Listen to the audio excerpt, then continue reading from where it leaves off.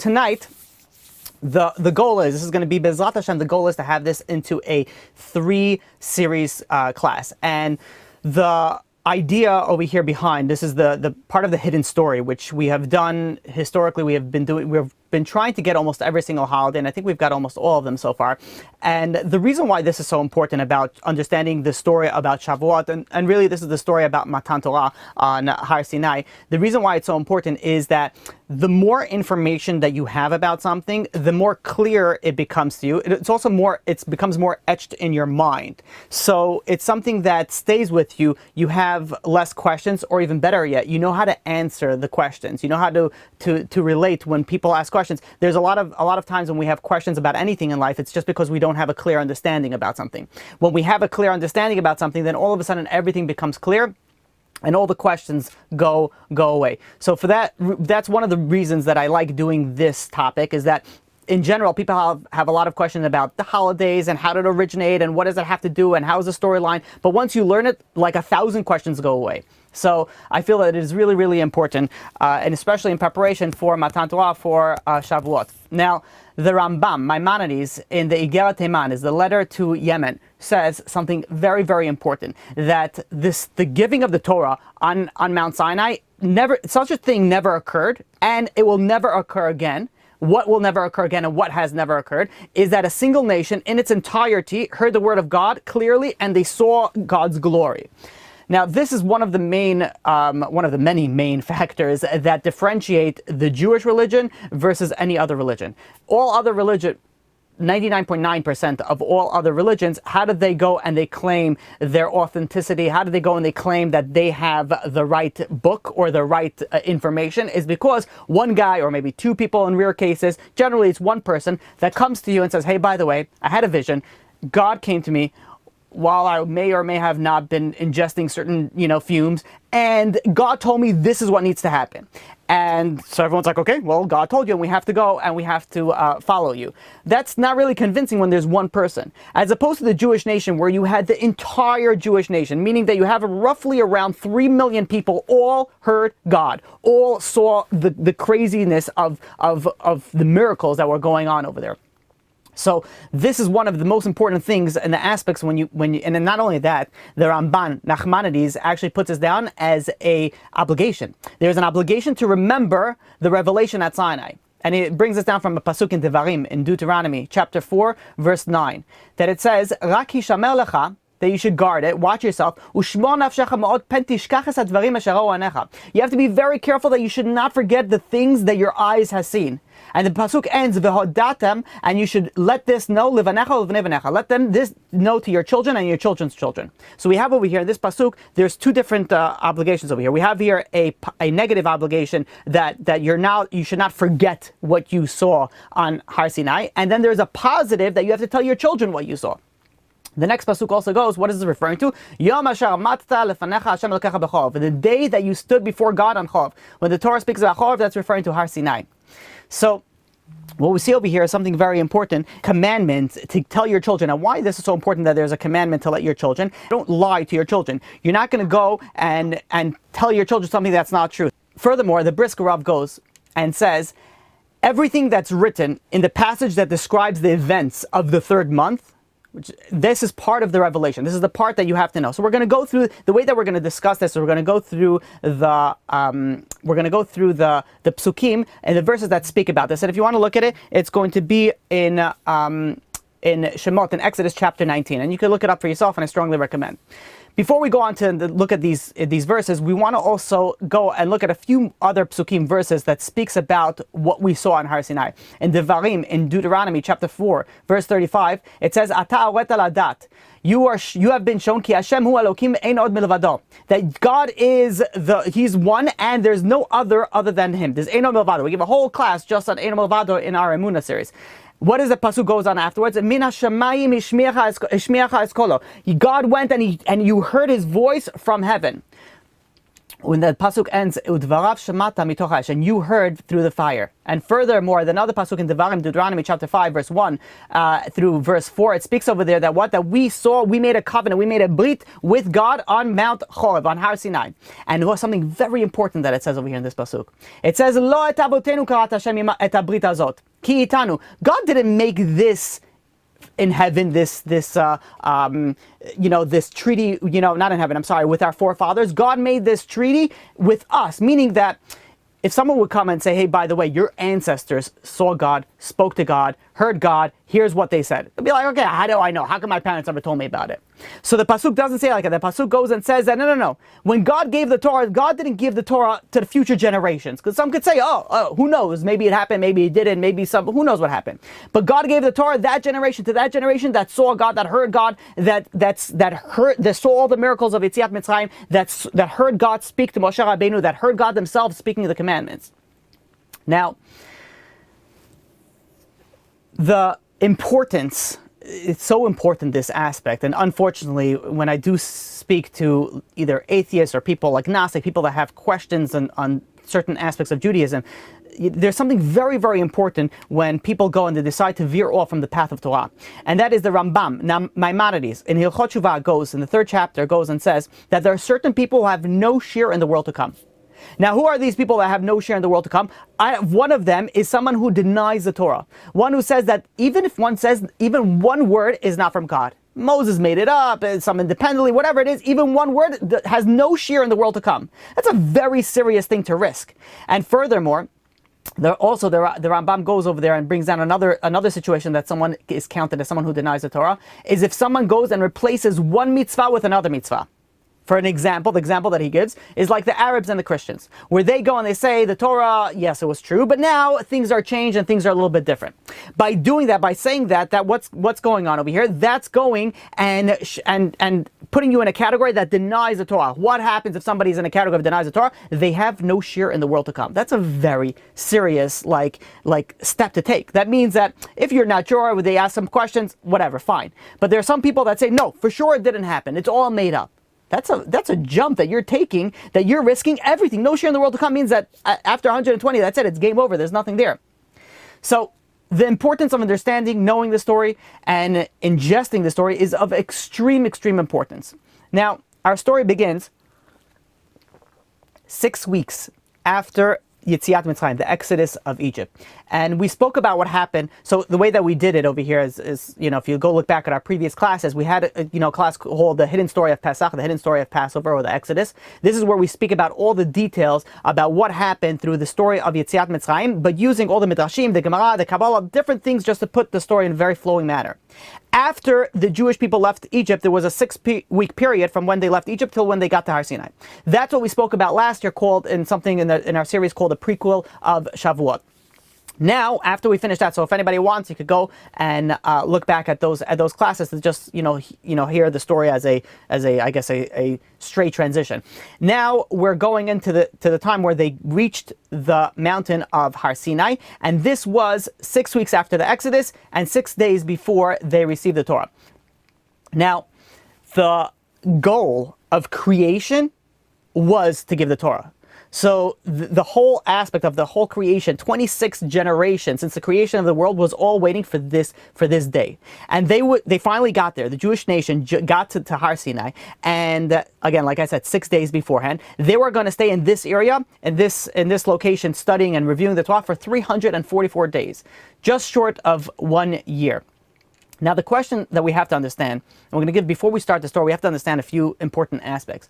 Why did God wait 6 weeks to give us the Torah? We left Egypt, so right after we left Egypt, let us get the Torah. If the whole purpose of the world's creation, if the whole purpose of everything is to get the Torah, so let's just go and get the Torah. Why do we have to go and wait until there is a 6 weeks period, transition period, and then go and then get the Torah? So there's a mashal, a parable, that a king once had an only son, and it was time for the son to get married. So the king wanted to make it very beautiful, befitting for the king, for a prince. So what did the king do? The king had to go and look at his hall, his own personal hall, and he saw it was old, decrepit, it was falling apart. But now he was thinking, if he would have to go and rebuild another whole hall, it will push off the wedding for who knows how long, till it gets finished. So rather what he did, he sort of did a renovation, made a facelift on the entire hall. So the outside looks very nice. Whatever the walls happen, doesn't matter, but the outside was looking very, very nice. So you renovated it. When the giving the Torah is also like a wedding between God and the Jewish nation. Now the Jewish nation just left out of slavery. They were not in condition when they left out of Egypt. They were in a slavery mentality. They were not in a condition mentally and emotionally to go and to be able to go and get the Torah. So what did God do? God gave it a transition period. But it was even more than a renovation. God gave them a transition period of 6 weeks where the Jewish nation recovered physically, mentally, emotionally, intellectually, until they went and they were ready to go and get the Torah. But then this leads us to another question. So we know God could do anything. So fine, so if God went, and we know that God not only healed them emotionally and physically, but God, could have done this in the period of like right after they left Egypt. Why do they have to, if God is anyways healing us, and if God is anyways bringing us to a level, why wait that 6 weeks? Just do it instantly.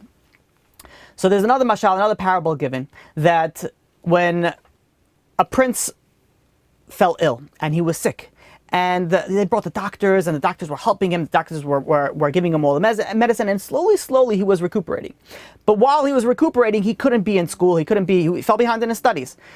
Finally, when he returned to full health, the king knew that he can't just like throw him back to school. He can't just like jump him back in. Why? Because there's a period of the recuperation where even though you're healthy, now you have to get back to your original strength. So the Jewish people, they needed to recovering superficially, that could have been done instantly, but they needed to recover from the deep wounds of bondage. They still needed to get to themselves fully.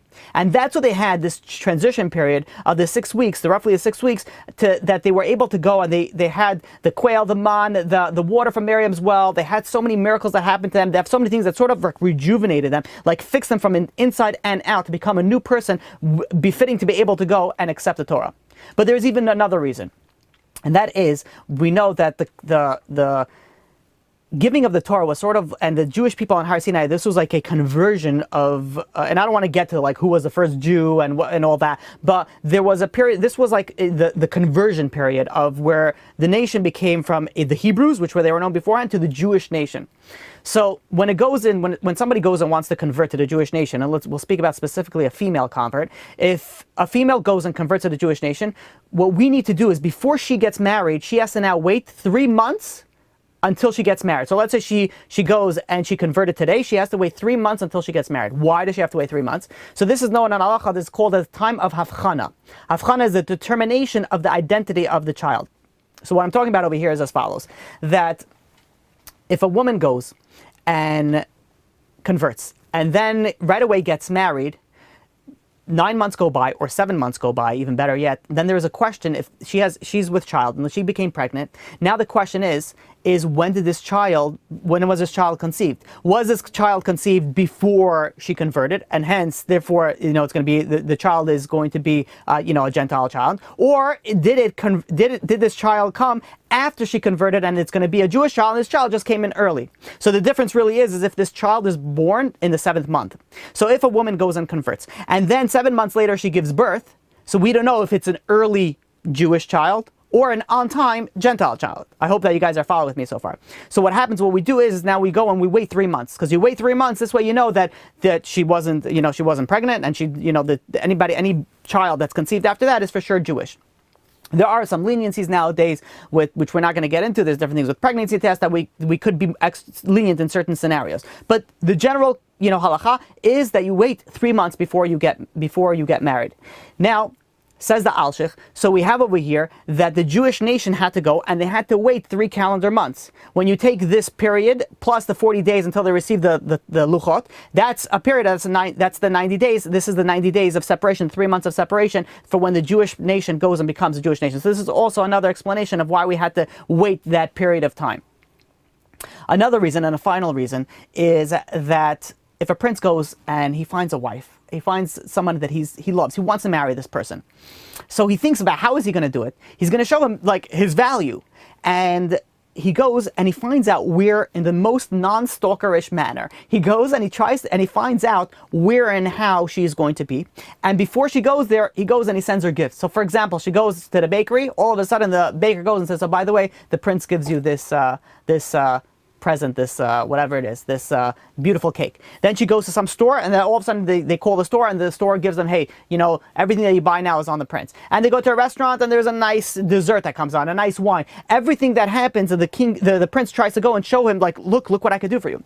So the similar God wanted to manifest his great kindness. So when they left Egypt, God started showing them how he saved them from Amalek. He gave them the money, gave them the quail, he gave them all these things. He said, hey, look, this is where I'm coming from. This is the power. This is where you're coming into. Now, those were some of the reasons of why the wait. Now, what happened is after the Jewish people left where they were previously, before they entered to the area of Har Sinai, they were in a place called Refidim.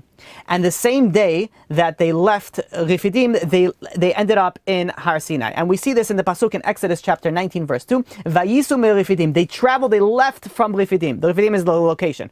So the question is, why does the Torah need to tell us that they left from Refidim? Just tell you they arrived at Har Sinai. The answer is that when they were in Refidim, there was a situation going on over there, and they became lax in the Torah observance of the Torah laws that they had. And because they came lax of the Torah observance, so now what happened this is where a punishment came, and Amalek came and attacked them. So now when the Amalek came and attacked them, and they finally, beat them, they did tshuva, they did repentance. They regretted strongly that they didn't keep the Torah the way that they're supposed to. So what happened is that when they left Refidim, they were in a state of complete repentance, and they were in such great enthusiasm to go and reach Har Sinai. So what the Torah is saying is that Vayisu me Refidim, the pasuk tells us that when they left Refidim, they left the previous place, they arrived to Har Sinai with the same enthusiasm, with the same power, with the same regret that they had for their sins that they did. And this is why we could see something very interesting. When a nation goes into a battle, and a nation goes and succeeds that battle, they will be nervous that maybe another attack is going to happen. So what do you do after you had an attack? Especially in the olden days, you want to get to high ground. So you want to go and you want to get to maybe some sort of mountaintop with a fortress, to go and protect yourself that maybe Amalek will go and attack again. But they didn't. They weren't concerned with it. They went, where did the Jewish people go? They went into the desert. Why? Because they realized that the reason why they were attacked was because they didn't keep the Torah. They didn't keep it to the level that they needed to. So once they repented completely and they had the enthusiasm to go and keep it completely, that they were no longer concerned with being attacked by the Amalekim. There's another factor over here that was very, very imperative to the Jewish nation receiving the Torah. And that is, when the Jewish people left Egypt, they still had arguments among them. And when someone has arguments, when they're not at peace with each other, God cannot bestow the Torah on someone who's not at peace with each other. That's why the Torah says in Exodus chapter 19, verse 2, it says, Vayichan Sham Yisrael neged har. Vayichan is the vernacular, the terminology is singular. Vayichan, as like one person came and camped opposite the mountain. But what is it? Why is it says Vayichan? Because it's telling us that Vayichan, one nation united as one came, meaning that they got rid of all the arguments and all the machloket, all the anger and hatred between them. They came in as a one nation and united.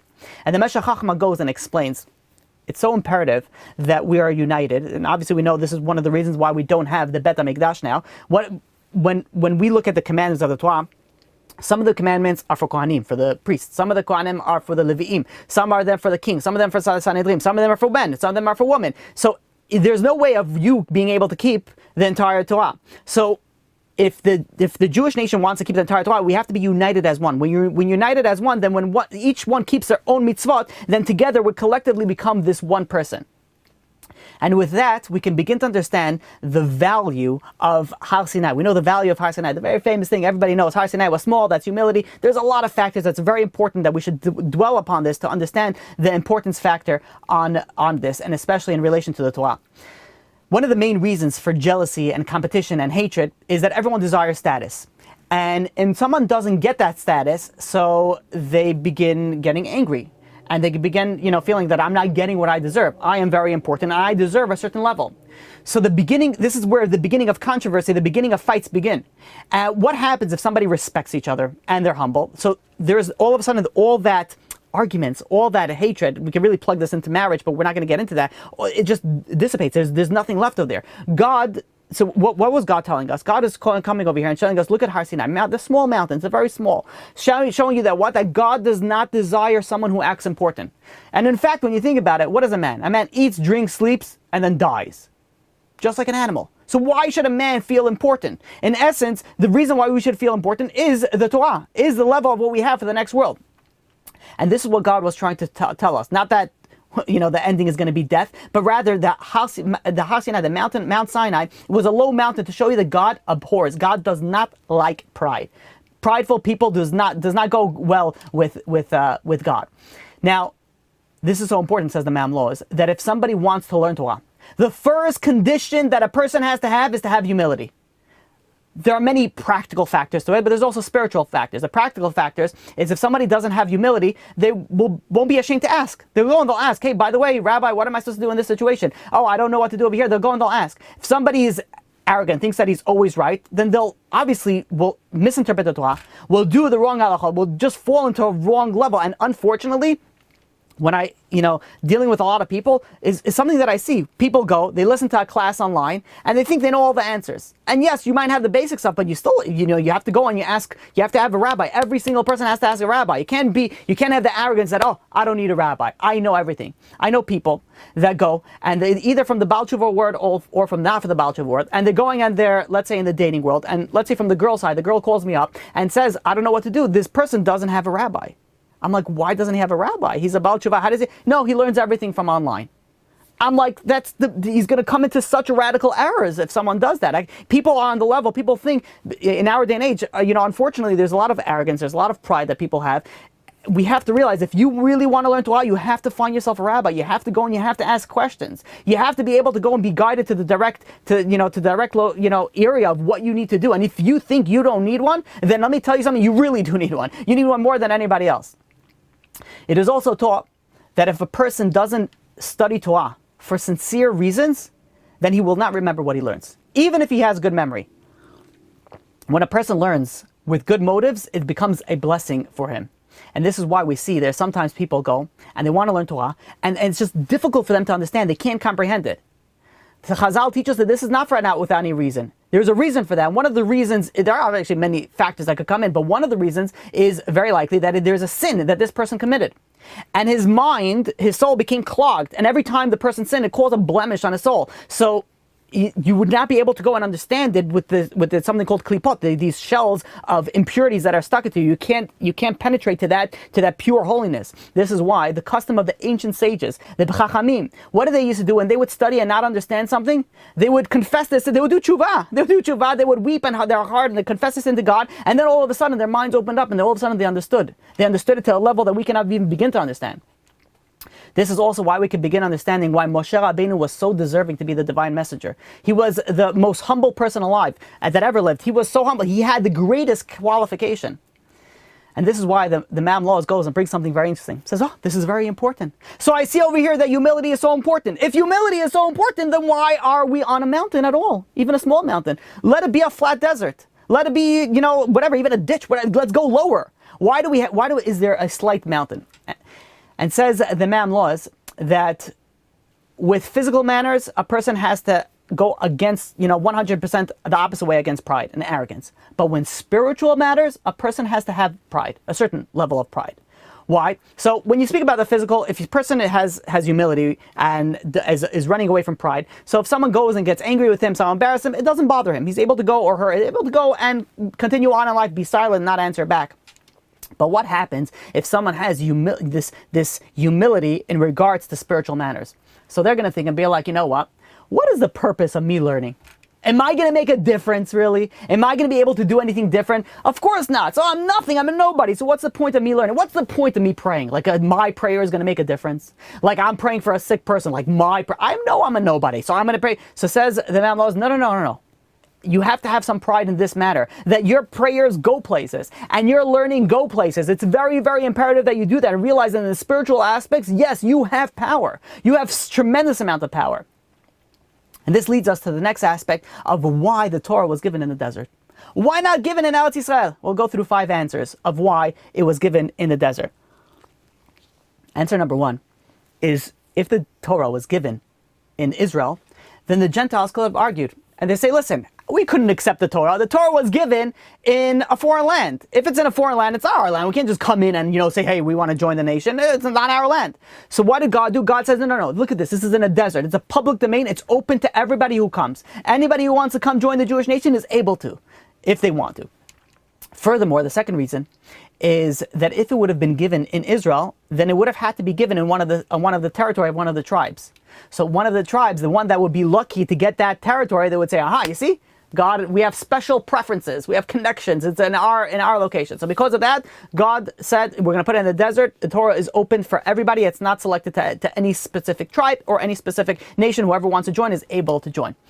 Reason number three is that if the Jewish nation would have entered Israel, and they would have to create an economy. So they would have been preoccupied with agriculture, with commerce. They would be out with building and infrastructure. So they wouldn't be able to concentrate and focus on the Torah. So a person who wants to go and learn Torah, says God is teaching us by putting this in the desert, is that they have to go and they have to put everything inside. Put their whole mind. When you're learning, you're learning. When you're praying, there's nothing else that matters. The only thing that matters is right here, right now, is that your prayer. This is why the Jewish nation, they went and they were in the desert, that God took care of all their needs. They were able to focus completely on learning Torah, understanding Torah, and getting this spiritual power, this spiritual purity, this like pure sense of the Torah, the real one. So now, when someone goes and looks at a desert, in the desert there's nothing. It's a place that's barren of there's nothing there. It's just sand. There's nothing there in the desert. So when someone goes and wants to learn Torah, the same manner, this is step number 4, is that you have to remove everything else, all the luxuries, all the distractions, remove it from your head. Right now you're focusing on learning Torah. It's just you and that. And by the way, this is on everything in life. When you want to go and succeed in something, you have to put it in your all. So when you're working, you want to succeed, everything is in there. When you're learning, everything is in there. The problem is that most of our days are going through with just like thoughts popping in, spacing out, your mind like floating off.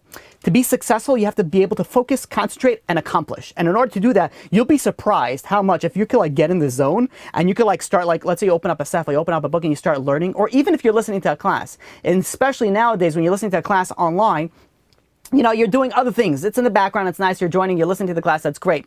But when all of a sudden you're going and you're like, okay, let me hear this, the amount of information that you're going to be able to go and ingest will be 1,000 times more than if you were doing other things. The more the focus, the more that you'll be able to ingest in it. Now, the fifth and final reason is, if the Torah would have been given in Israel, in Eretz Israel, then people could have claimed that the Torah was designed specifically in that particular culture, in that particular time in Jewish history. But different times, we could change the Torah, whatever, different set of rules. So God said, no. The Torah was given in the desert in the sense that there was nothing changing. There was nothing there. Torah was timeless and it's unaffected by cultural change. Now, the pasuk in Exodus chapter 19, verse 1, goes and says something very important when you go in and you try to understand and learning Torah. It says, when the Jewish nation came out in the 3rd month out of Egypt, it says, on this day they arrived at Har Sinai. What does it mean on this day? The answer is, there's 2 answers over here. The answer is, number 1, is when you go and you learn Torah, you should cherish it as if you got it on that day. There's something very, very important when we look at the psychology of a person. When you receive a new product, you cherish it, right? The first time you get your new phone or whatever it is, you're like, oh, this is amazing, it's unbelievable. You get your new laptop, you buy, a car, or you buy, you get your first home, and you're going in there, and it's like you're so infatuated by it. You're so it's so amazing. And by the way, even in relationships, right in the beginning, it's so fresh, it's so amazing. You put everything you got into it, right? When you go and you buy a new home, you're fixing this, you're making sure everything is perfect, and you're making sure you give your full attention to every area on the house. The same thing when you go and you learn Torah, it should be bayom hazeh, as if you got it today. It's going to be so fresh, so amazing, so pure, because there's going to be an enthusiasm. Be like, I love it. It's amazing. It's so unbelievable. I'm listening to a Torah class. It's almost as if I'm listening to Torah for the first time. And every day that you learn something, it's for the first time. And this leads us to the second reason. The second reason that people go on and say, you know what? I heard this information, or I know this story. I know this, I know that. What's the purpose of me going and reviewing over here?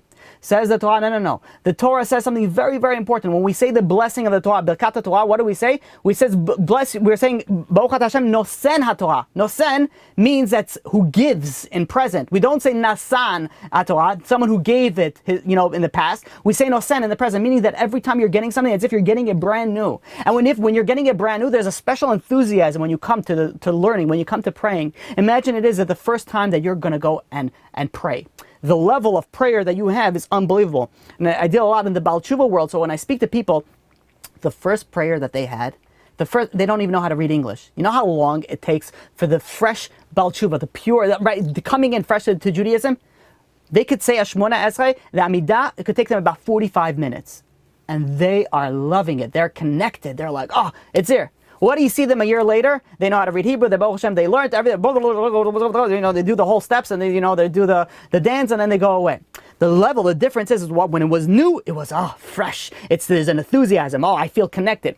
All of a sudden, when you get used to something, it's not connected anymore. So the Torah is telling us, no, by Yom Hazeh, everything that you do has to be fresh. Has to be fresh as if it's new. It's brand new. And when you do brand new, there's a special enthusiasm. With a special enthusiasm, there's a connection that you get over there. That connection, it's a different level. This is also why, this is actually a different reason why the Torah was given specifically on Har Sinai. In the month of Sivan. Why the month of Sivan? The astrological sign of Sivan is Gemini. It's the sign of twins. So the Gentile nations could have gone, the non-Jews could have gone and say, listen, what can we do? The Torah was given to the Jewish nation. It has nothing to do with us. Says God. God goes and says, no, when was it given? It was given in the month of Sivan, which is the astrological sign of twins. Who was the twins that we're referring to over here? Yaakov and Esav. So Yaakov came to the Jewish nation, Esav came to the Gentile nations. So what's God saying over there? You have part of it. If you want, it's yours. You could come. It's part of it if you want. And this is why also, it's very interesting that the month of Nisan was this as the astrological sign of Aries. It's a sheep. The Egyptians worship the sheep. So God says, I'm not doing it on this month. The following, the month of Iyar, that's the sign of the Taurus, the bull. And we know the Jewish people would sin with worship the golden calf, which was a young bull. So God didn't want this everlasting association. So God took which one? God wanted to wait till the month of Sivan, which is a sign of twins, which is fraternal love and solidarity that comes in with this month. Now, when the Jewish nation arrived to the Mount Sinai, there was the arrangement of the encampment was in order of prestige. So the elders and the leaders put their tent closest to the mountain. Then after that you had the common Jewish people, and then after that you had the Erev Rav, which they actually didn't want to go over there. They wanted to be somewhere out in the distance. And this is how they pitched, and they arrived on the first day. They arrived on Har Sinai, and they encamped around it. And this brings us to the conclusion of the first day on the arrival of the mountain. And during this day, God did not address the people. God didn't speak to the people. They were weak from the journey. They were traveling, so there was no discussion between God and the Jewish nation on this day. And this leads us to the second day. The second day in Shemot, if you want to look at it inside, it's in Exodus chapter 19, verse 3 to verse 6. What happened in the second day? The second day, Moshe ala el ha'elokim. Moshe went up and ascended to receive the instructions. He went up to receive instructions from God. And there's something very, very interesting that happened over here. The Midrash tells us that Moshe ascended, means literally he went up to the next world. And the angels all of a sudden see there's like flesh and blood is walking around there. And next world, they're like, what's going on over here? God, why is there a mortal? Why is there a human being walking amongst us? So God says, he came to receive the Torah. So the angels responded back and be like, you have this precious concealed treasure and that you've been keeping, and now you're giving it to flesh and blood? So God goes over to Moshe Rabbeinu and says, Moshe, you go answer them. So Moshe goes and says to God, I'm nervous. They're going to go, they can destroy me. They're angels. So God tells Moshe Rabbeinu, don't worry, hold on to my throne of glory. Hold on to the Kisei HaKavod, and they will not be able to harm you. So Moshe goes and he goes to the angel and says, what does it say? What is the essence of the Torah? We know it's the Ten Commandments. What are the first words of the Ten Commandments? I am your God who took you out of the land of Egypt. Moshe Rabbeinu goes to the angel, says, have you ever been to Egypt? No. So how is this commandment for you? What's the next God? What's the next commandment? You shouldn't have any other gods before me. Says, do the angels have, pagan idolaters among them? Of course not. What's the next commandment? Do not take God's name in vain. How is it possible that an angel could you would handle in business that you could come to swearing to take God's name in vain? Furthermore, honor your parents. Do you have a father or mother? Do not commit murder. Can an angel commit? Do not commit adultery. Do not steal. Angels don't have these things. After all these arguments, the angels finally conceded. They agreed. They said, you know what? The Torah should really be given to the Jewish nation. And what happened was that the angel went and they each taught Moshe Rabbeinu a different mystery, a different secret. And some of them were mysteries of the Torah, other was different cures. And one of the famous ones was the angel of death gave Moshe a gift also. And the gift was the mystery of Ketoris, the incense, which has the power to stop a plague. This is what we see what's going on now. A lot of people are saying to say Ketoris. So this was given, where was this information? This was given as a present by the angel of death. Now that was a midrash. Let's try to explain it. Let's try to explain this midrash.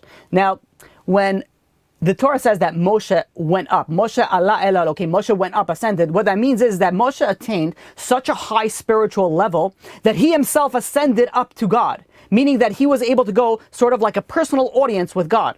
And this was a spiritual level that was higher than all the angels.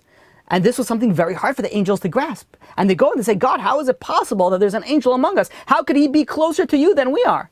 So God goes and God says the entire world was created for the sake of the Torah. So the angels go and say, okay, fine, so give the Torah to spiritual beings like ourselves. Give it to us with angels. So God tells Moshe Rabbeinu, you go and you answer them. And they think that a man's physical nature is a defect, but in fact it's not. What did Moshe reply to God in this back and forth? He was like, I'm afraid the angels are going to consume me. They're going to destroy me. So what did God say? Hold on to the kisei kavod. Hold on to God's throne of glory. What is God saying? He says, what's going to happen? Where do the souls of the righteous go? The souls of the righteous go under the kisei kavod. Meaning, that's why he says, hold on, meaning that you have another advantage. The righteous have a place to be stored. The advantage is more significant than being an angel. To the point is that a human being has lusts, has desires, and they have to work to overcome them. And for the angels, there's no evil inclination. The Satan doesn't go and try to trick them to do something. And this is why the Talmud goes and teaches us that one who is commanded is greater than one who is not commanded. That the Jewish nation is, what happens when you're commanded to do something? Then the evil inclination tries to go and tries to prevent you from doing the mitzvah. But what happens if a person's not commanded? Be like, okay, fine. That's why for a non-Jew, they're not supposed to, but if they want to keep Shabbat, it's easy for them. You go to a Jew that never kept Shabbat before, they can't do it. Non-Jews would want to do it. Why it's the difference? Because the Jew is commanded. When you're commanded, I can't do it. When you're not commanded, be like, yeah, it's easy, not a problem. What's the easiest proof for this? The easiest proof for this is when you have to fast. When you have to fast, the second that you wake up, you're like, oh, I have such a headache. I didn't inject my coffee yet. I'm so thirsty. I'm going to die. There's so many things that you have to fast. Meanwhile, yesterday, you didn't eat until 4 p.m. because you're running around. Yet you weren't hungry. What was the difference? The difference is that when you know that you can't eat, then you're hungry. That's why when people that know the biggest foodies are the people that are always on diets, right? Because they can't eat that, so they'll tell you everything about it. Oh, the chocolate souffle, the double chocolate from Belgium, and you put this on. They know all the information. 460 calories. Every bite is another 14 walks that I have. They know so much information about it. Why? Because they can't. Somebody that can eat it, be like, whatever, yeah, I'll eat it, yeah, I won't eat it. There's a different level, because what happens when you know that you can't do something, or when you know you need to do something, then you don't want to do it. That's the evil inclination talking about it. So this is what God is going and telling Moshe Rabbeinu, this is what you should be telling the angels. Moshe Rabbeinu tells the angels, you don't have all these temptations. You don't have the ability to go and steal. You don't have the urge to steal. You don't have the urge to go and commit all these sins, to murder. You don't have these desires. You don't have these temptations. Where does it come? Only from people that have the mortal human beings. So what do we see from here? That being human is not a defect. It's actually it's a benefit. If you utilize it right. After Moshe Rabbeinu went and explained all this back and forth with the angels, finally the angels agreed with Moshe Rabbeinu. So that's how we explain the midrash. But we have a very, very important question we need to ask.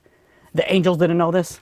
Really? The angels had no idea. They'll be like, oh yeah, now these are angels that you're dealing with. It's not somebody that'll be like, take them off the street and be like, here's a serve race. Should the Jews get it? Should the humans beings get it? Or should spiritual beings get it? These are angels who knew a lot, who knew a tremendous amount. They didn't know that that human beings have temptations and angels do not. They didn't know what it says in the Torah. Of course they knew. So what was it that they had to be told? This explains the Dubin Magid with a beautiful, beautiful story. There was once a rabbi. And this rabbi was a huge rabbi, very wise and scholarly, and he lived in a large city. So because he lived his congregation was tremendous, and people were asking him questions the whole time. He was always busy, nonstop, every single day. He would be busy. And he was getting older, and he wanted to sort of like take a step down, slow it down a little bit with his health and with his old age. It was too hard for him.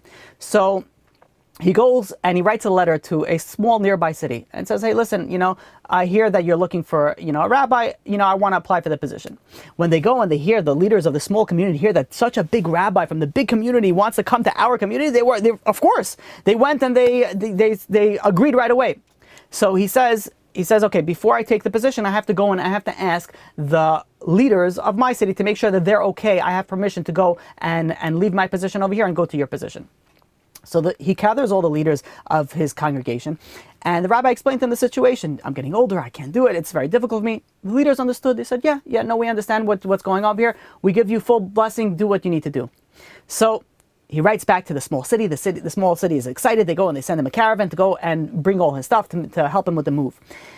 Now, when the caravan went and reached the rabbi's house, all of a sudden the people from the city goes and they start chasing this caravan away, chasing this moving truck away. Be like, what are you doing to our rabbi? He's our rabbi. You can't just take us, away from it.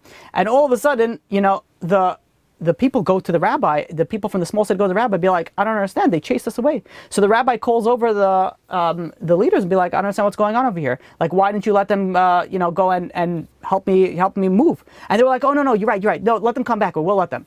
So he didn't understand. He said, fine. He called them back again. They came and they packed up everything and they were on the way. Before they left the town, all of a sudden the entire town comes in and they say, no, you can't go. You can't take, you're taking our rabbi. And the rabbi is going up to them and he says, what's going on over here with the leaders of his large community? He says, what are you doing? I asked you, you said you gave me permission. Why are you preventing me from going to my destination? So the leaders of the community says, Rabbi, we're doing this for your honor. He says, you're doing it for my honor? You're preventing me to leave for my honor? And he says, yeah. He says, what would happen when this small city all of a sudden hears that a big rabbi from a large community is all of a sudden coming to our small city? Must be that the city banished him. They didn't want him there anymore. He had some sort of dishonorable reason that he had to leave. So we wanted to show your people, your new congregation, that we don't want you to go. We understand that you need to go, but we want you to stay because we cherish you so much. But because we can't do anything, so that's, we're going to have to let you go. But that's why we tried to go and prevent it for you, for your honor, so that the new location will be able to go and see that we really want you here and we are not kicking you out. So too Moshe Rabbeinu went up to God. And the heavenly angels, they knew what the Torah is only suitable for human beings. They were only suitable for the Jewish nation, not for the angels. However, they did not want the Jewish nation to think, wait a minute, if the Torah is so amazing, so important, then why aren't the angels keeping it? So that's why the angels went, for the sake of honor of God, they went and they prevented Moshe Rabbeinu, so to speak, for taking the Torah. This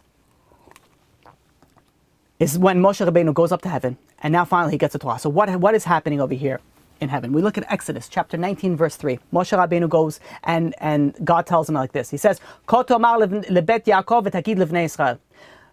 and says, this is what you should say to the house of Yaakov and to the Jewish people, to the sons of Israel. What is the difference with the house of Yaakov? Why does it say it twice, Bet Yaakov and Bnei Israel? It's the same thing. But rather, what is the Bet Yaakov? Bet Yaakov is referring to what? The woman. There's a reason why Bet Yaakov is called, the schools are called Bet Yaakov. Bet Yaakov, this refers to the woman. What did God say for woman? You speak in soft language. Calmly, you explain to them in calm, nice words. But then what? V'tagid lebnei Israel. But to that Bnei Israel is referring to the men. To the men, you tell them all the details and all the penalties and all the musar that you need to do with them. Now, God told them, what does it say first? God says, Ko tomar lebet Yaakov, and then it says, V'tagid lebnei Israel. First it says, speak to the woman, and then speak to the men. Why does God tell Moshe Rabbeinu to first speak to the woman? So there's a few reasons for this. Number one, this is an acknowledgement that the central role of a woman is raising the children. So the mothers spend time at home with the children, teaching them how to say Moda'anis, teaching them how to pray, teaching them how to do all the mitzvot. So to show the importance of it, the woman get to the first uncovering of this of the information of the Torah, and then you have another reason, which is something that is so true. Women by nature are more responsible. They're more diligent in their observance. Even though they're not sitting there and learning Torah all day, women are more. When the woman learns halakha, they keep it. They don't know. They stick to it. So women are more by nature more responsible. As a recognition of their dedication, God honored them by having Moshe Rabbeinu speak to them first. A third reason was that they were also deserving of this special merit. Why? Because of the woman, the Jewish nation were liberated from the Egyptian bondage. So because of their merit, because of their schut, that's why God says, you know what? Because of them, that's why they get to hear it first. And finally, the final answer we're going to give is that women in general, well, all women, they reach the legal age of adulthood according to halakha at the age of 12, where they're required to do all the mitzvot. Men at the age of 13. So because women are 12 and men are 13, women have this a need earlier. So that's why women got to be taught first. And God goes and tells Moshe Rabbeinu that the Torah is not negotiable. It's not optional, flexible, changeable. This is what it is, and the obligation is to serve God like someone serves his master. And the way that God goes and tells him, says, when you go and you speak to the men, speak first to the Sanhedrin and the elders, and then afterwards to the common people. And then God went and described his love for the Jewish people. And we see over here in Shemot in Exodus chapter 19 verse 4. It says, you saw what I did to the Egyptians in Egypt, and it says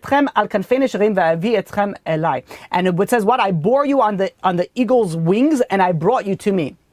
God is saying this, showing his love for the Jewish people. It says, I led you across the Yam Suf. I go and I took you out of Egypt, and I did it smoothly like an eagle soaring across the sky. But now we have to understand why an eagle. What's an eagle so important? When you look at all the birds, most of the birds, they carry their young below their wings. They grip them with their feet. Why? Because they're scared of the predatory birds coming above. They're going to come down and snatch and take the children. So they put them on the bottom. But an eagle flies higher than all the other birds. So what happens? So it's not concerned about other predators going and trying to attack its young, because it flies very high, and if a bird flies in that level as well, they're not going and attacking an eagle. So the eagles are not scared. They put their babies on their back. Why on the back? Because they fear what? From the bottom. They fear the arrows that come from the human beings, or the rocks that come from the human being. So God is saying, just like an eagle, I carried you in a cloud of pillars. I put you on my back, and I protected you from everything. And just like an eagle, it goes and it separates itself from the rest of the birds from the height that it flies. So to you, I elevated you above all other nations. And then God goes and says, tell them that this is not going to be difficult for them. It's not going to be difficult to keep the Torah. It may seem in the beginning. All beginnings are difficult, but once you become accustomed to the law, they will find it exceedingly pleasant. It's going to be very enjoyable. And we see this. We see there's people that, let's say, were secular, and they started becoming religious. In the beginning, yes, it's difficult. You have to make transitions. You have to make changes. It's difficult. But all of a sudden, once you become accustomed to it, all of a sudden, it's the most beautiful thing. Speak to somebody who started keeping Shabbat, who never kept Shabbat before. In the beginning, it was so difficult, but now they can't go without it. They need it.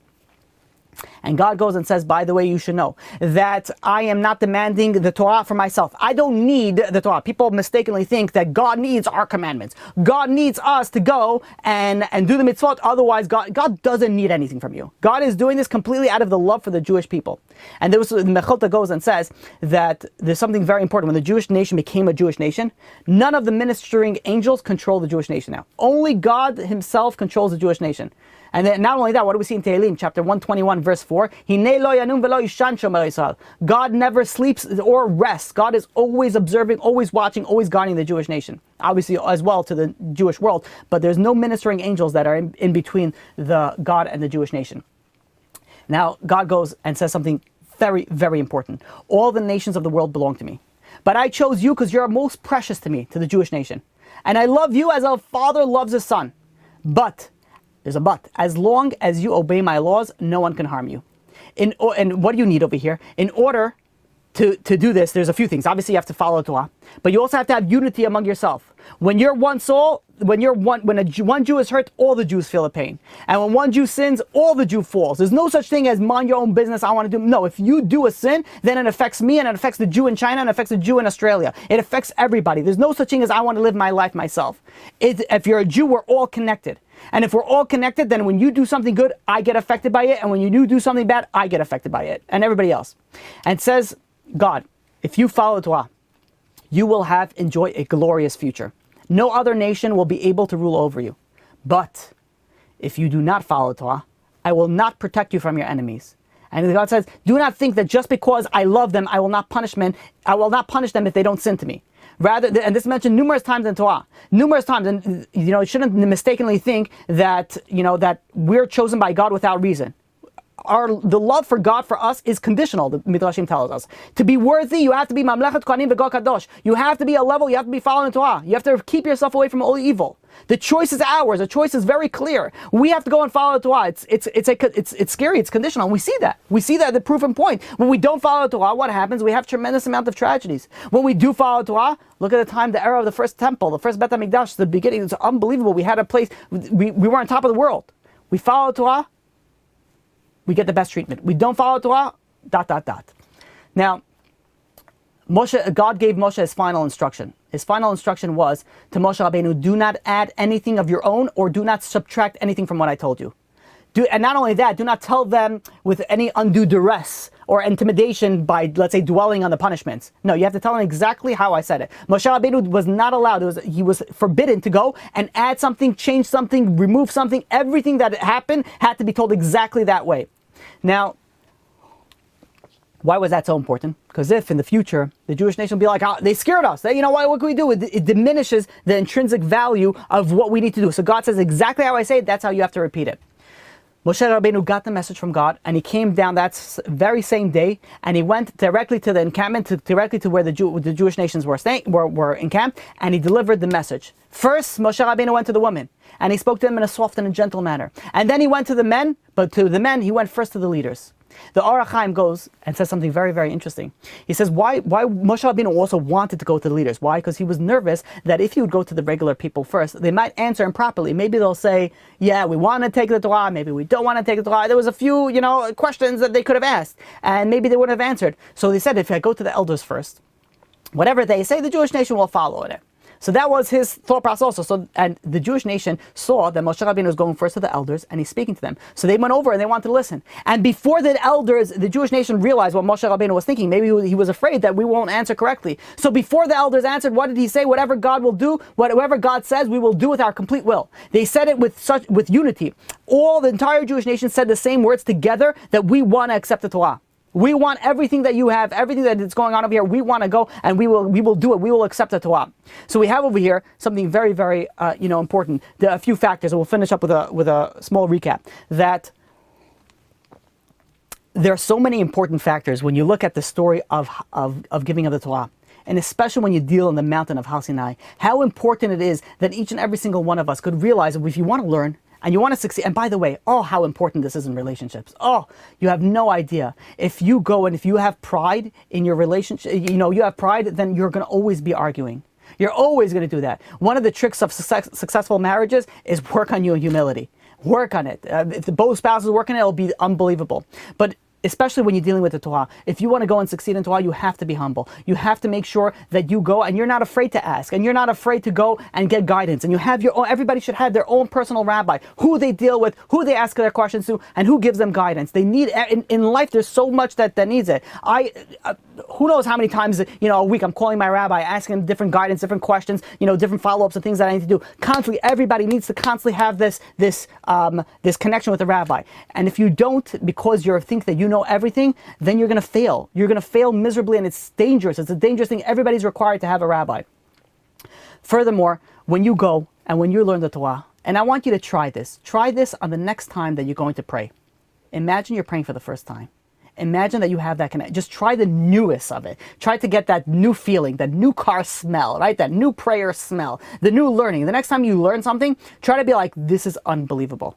And the beauty of it is that every time you learn something, even if you review it 1,000 times, every time you learn it, you hear the power. The beauty of Torah is there's so many different layers in it. There's Shevim Panim al Torah. There's so many different layers in the Torah that you're able to go, and every time you learn it, you can learn something new. You can learn something additional. So really, when you're really learning Torah, everything is always feeling new. Because even if you heard this story before, and even if you know that, but when you're learning it, be like, this feels so amazing, so new. So it's so imperative. The next time that you do something, feel that it's your first time that you're doing it with it. And B'ezrat Hashem, next week we'll continue with the story. Now we'll open up for any questions. All right, so questions. Fixing the mistake of Adam and Chava. I didn't mention that, for a reason, but yes, that's correct. Question is over here, a pregnant woman is not allowed to convert. No, of course, a pregnant woman is allowed to convert, but then we have, there's a discussion of what's going to be with that child if the child is a Jew or a Gentile. Okay, next question is, if Hashem only gave the Torah out of love for us and not for himself, then why are there punishments? Oh, excellent question. If the purpose of the Torah is for us, then what is the purpose of punishments? So, punishments it's very, very imperative that punishments is not something that God does out of spite. Be like, you didn't listen to me, now I'm going to get angry with you, and now I'm going to go and I'm going to punish you. What happens is the easiest way to think about it is, I don't know if I have here anything, think about a ball, right? And if you have a ball that it bounces very high. Now what happens is, if this ball gets covered with some slime and goo, then it doesn't bounce as well. And the more layers that you have in it, the less that the ball can function for its purpose. What happens is that when somebody goes and somebody has a soul, and well, not somebody, everybody has a soul, right? Everybody has a soul. When this soul does a sin, when the body does a sin, so the soul has sort of like a covering, like a slimy goo, like a covering over it. And what happens is that now with this covering, they cannot fully function as a proper Jewish soul. So they have this disconnect because they have this klipa, that's called, they have this covering over it. So what happens is when the punishments, what happens is that it removes those klipot. Now you don't need the punishment. If you do tshuva, you could also remove that covering and you'll function as what you intended to be. So the punishment is not intended to be something as, I can't believe you're doing this and I'm so upset at you and I'm angry with you, but rather it's fixing your soul of what you've placed on it. So once the soul gets fixed, if it gets fixed in this world, that's the better. If it doesn't, then there's a next world that it goes and fix it. And once the soul is fixed, then it goes through transitions into Gan Eden, into heaven. Now, why can a soul go directly into heaven? Because if there's that covering, you're not going to be able to appreciate, you're not going to be able to ingest all of that. You have to first become healed of all the impurities, and that's what the punishments do. Okay. All right. Now, okay, the question is, what is a ministering angel? So there's different, to discuss about what an angel is and what's there's different levels of angels, and we're not going to go to the different, the Chayot HaKadoshim. There's so many different levels of angels, not a class about angels, but the part that we're focusing on over here is that every nation has a supervising angel over that nation. And this is actually going to come into effect. I think Bezrat Hashem next class will be speaking about other angels that are in charge of other nations in respect to getting the Torah. So think about it as that there's certain angels that they're responsible for the entire Esav, then they're responsible for the entire nation of Ishmael, and so on and so forth. Okay. Okay. And the question is, in which holy book does it say that there will be no more prophets in the world? Is this statement from Judaism? Is it from this statement that Judaism does not accept the other monotheistic religions? I don't understand that question. But why, that there's no prophets. We know that Bilam, for example, was a prophet. We had many, there were non-Jewish prophets, and there were Jewish prophets as well. So I'm not following that question. So nowadays we don't have prophecy, and that's why we don't have prophets until Mashiach comes, and then there will, obviously the prophecy will return. Okay. All right. Okay, the next question we have over here is the love conditional, or rather because the love ... I'm not following the question. Love, okay, so we have to understand it like this, and I was nervous about, maybe I didn't phrase my words correctly. God loves each and every single one of us. Even if we go and we do sins, obviously we're not going to go into the levels of sins, but generally God loves every single human being, everything, not Jews and non-Jews. God's part of God's creation. But what we're dealing with over here, when I'm talking, there's a different level. There's a different level of love over here where we have 613 commandments and requirements. So we get that. Can we call it special treatment? I think we could. Yeah, when you do that, you get that special treatment. When you don't do that, then you don't get that special treatment, and even more so, the other nations could go and affect over you.